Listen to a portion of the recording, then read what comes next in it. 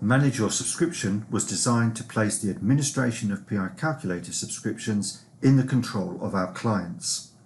Dependent on the size of the firm, this could be one or multiple users. In this session, I will cover all the various functions that are available to manage your subscription users. When you sign in to the piCalculator platform for the first time, you should see the My Subscriptions screen. This will display the tiles for the subscriptions you have been assigned. If you wish to set Manage Your Subscription as your default application, select the Make this my default application checkbox. Clicking this tile will then take you into the Manage Your Subscription area. You can also access Manage Your Subscription by clicking the global icon in the top left corner and select Manage My Subscriptions from the drop-down menu. When Manage Your Subscription loads, the company's account details will automatically be displayed. Here you can amend the company details such as addresses, add password settings, view subscriptions, and set document formatting settings. Let's look at each of these in detail. To edit the company details, select the cog icon to the right of the company settings header.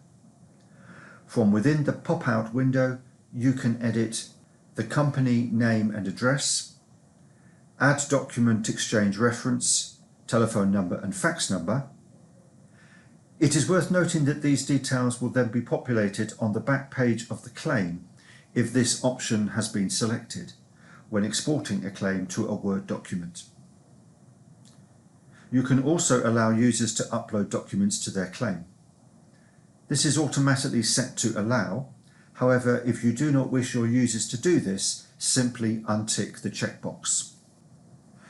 The next three sections allow you to set the timings the screen would be inactive before launching and proceeding through the automated logout process.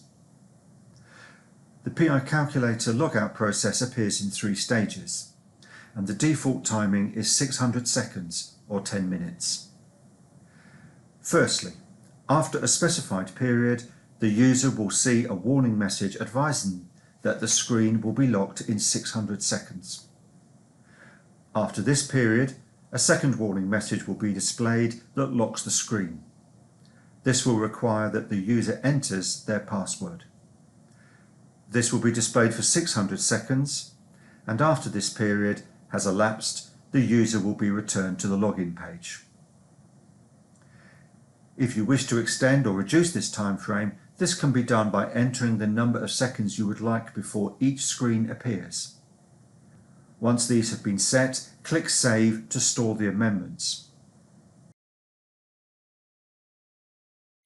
If your company has specific password requirements, these can be set in the Password Settings section.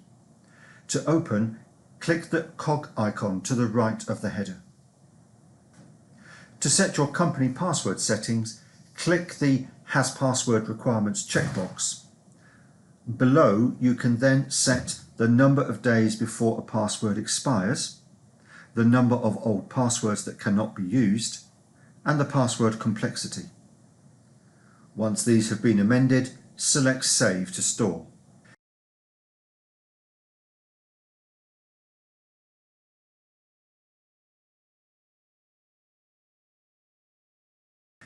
If your company has specific formatting options, these can also be set within this screen. To do this, scroll to the bottom of the page, expand the Document Settings section, and click the cog icon to the right of the screen. The pop-out window will allow you to make amendments in 2 areas: fonts and margins, and document settings. The first tab will allow you to edit the fonts and margins. To amend the font, simply click in the text box and type in the preferred font. To amend the font size, as with the font style, click in the box and type in the preferred size. To display an element in bold, simply tick the bold checkbox. Repeat these steps for headings 2, 3, 4 and the normal text. To set the margin width, again simply click in the margin width box and enter your company's preferred margin width. The second tab will allow you to make amendments to how certain areas of a Word document, such as a footer, appear when exporting. The document footer text will default to prepared using piCalculator. However, this can be changed to detail any information you wish to appear on every exported Word document. The currency format determines how the values within the claims are displayed in the exported Word document. You can select either the short format, which will remove the pence, the long format, which will include the pence, or the long format with the currency code. The page numbering setting allows you to change how the pages are numbered. This could either read page 1 of 7 or simply page 7. The next three fields allow you to establish the location of these within the footer on every exported Word document. As default, the left side of the footer will display the default text, the centre will display the page number, and the right side of the footer will display the date the document was printed. The date order field allows you to set how you would like the date to appear. Would you prefer day, month, year, month, day, year, or year, month, day? The date format field then determines how the date is displayed. This will default to a date, month, year format. However, as you make amendments, the formatting will appear in the example section underneath. Select Save to store any amendments you have made. We will now look at subscriptions. Under the Subscriptions section, you will see all the subscriptions your company has a license for. To open the subscriptions, hover over the appropriate subscription and select the pencil icon from the right of the screen. The subscription details page is where amendments can be made in respect of a specific subscription. The details section contains the product the subscription is in relation to, the start date and end date of the subscription.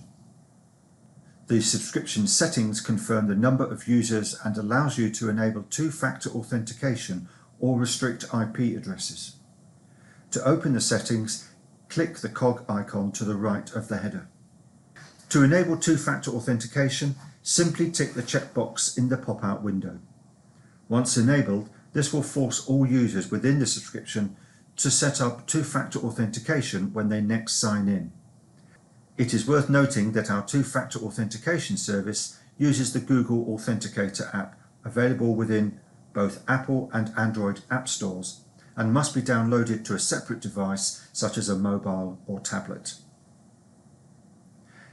If you wish to restrict the IP addresses that can be used to access piCalculator, you can do this by clicking in the text box and entering the IP addresses you wish to allow. Each IP address must be entered on a separate line. This means that should users attempt to access the platform from any other IP address, they will be prevented from doing so. Select Save to store any amendments. Under these sections are the usage charts. These are based on the access information of all the users within the subscription. The first usage chart shows all licenses within the subscription and includes licenses that have yet to be allocated and users that have never signed into the platform. The second usage chart only displays the usage of the users that have signed in. You can also select a subscription report. This has been designed so you can delve deeper into the usage information and to give you a better insight as to whether you are getting value for money with your subscription. To produce a subscription report, click the Subscription Report button. Enter the period you wish the report to cover. For the purposes of our example, we shall do 01/07/2019 to 26/07/2019. Click Print to produce the Word document. Once open in Word, you'll be able to obtain the following information: the period of the report, subscription end date, how many days there are to the end of the subscription, the number of licenses available during the period, the number of users registered during the period, the number of users removed during the period, and the usage charts. The user activity summary breaks down the usage further to show the details for each individual user. Here you can see the last date of activity, the number of days since the activity, the number of logins over the period of the report, the total number of logins since the start of the subscription, the number of claims added during the period of the report, the number of claims accessed during the report, and the number of claims settled during the period of the report. Training summary. This section will provide you with details of the training sessions that were conducted during the period of the report.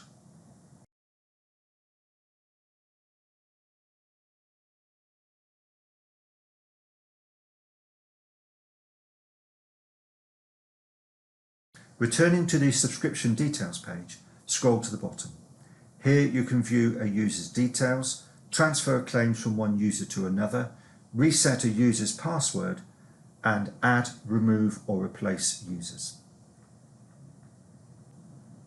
Within the table, you will see the user's email addresses and names, their line manager, the number of claims they have, the number of claims that they've been linked to, that is, that they have had shared with them, the last date of activity, the number of times the user has used the system in 3 months, and the last day of training. To add a new user within your company's subscription, click the Add User button under the table of users. This will produce a pop-out window where you can add the user's email address, name and manager. When adding the user, you can also select whether this new user is being added to replace a user that is either no longer with the company or no longer requires their license. Doing this will reassign all the claims from the original user to the new user. To edit a user's details, hover over the appropriate user in the table, select the Edit pencil icon. This will produce a pop-out window where the username, user's name and manager can be edited.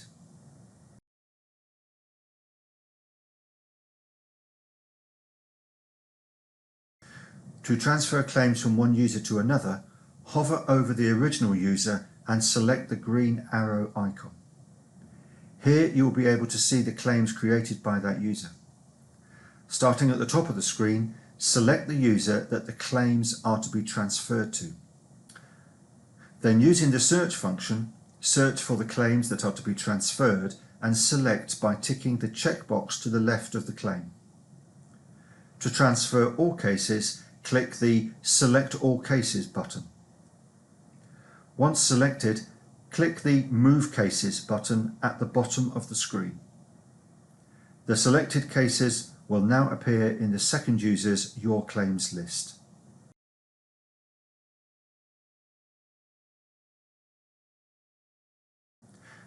To reset a user's password, hover over the user's name, select the green key icon from the right side of the screen. You will then be asked to confirm you wish to send the password reset email. Select OK.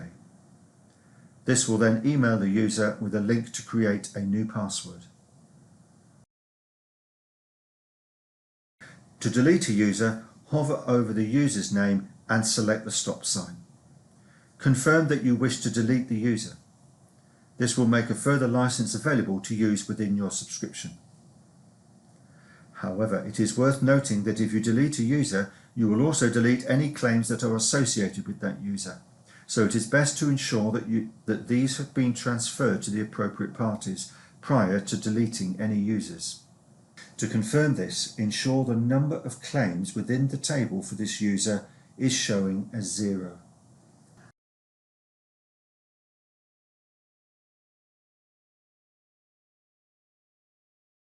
Thank you for watching this training session. If you would like us to add this as a training session to your account, or have any questions or feedback, please contact piCalculator support@verisk.com.